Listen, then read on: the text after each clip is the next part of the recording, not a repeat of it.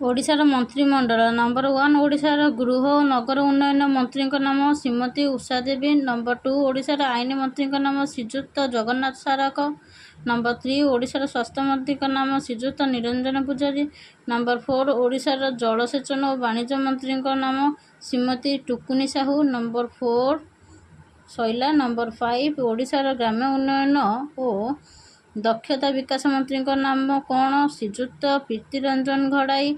Number 6 ओडिशार योजना और समन्वय मंत्री नाम कौन श्रीजुक्त राजेंद्र ढोलकिया।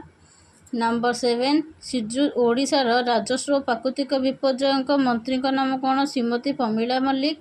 नंबर 8 ओडिशार विज्ञान और कारिगरी मंत्री नाम कौन श्रीजुक्त अशोक पंडा। नंबर 9 ओडिशार जंगल और परिवेश मंत्री नाम कौन श्रीजुक्त प्रदीप महंत। नंबर 10 ओडिशार हस्ततंत्र और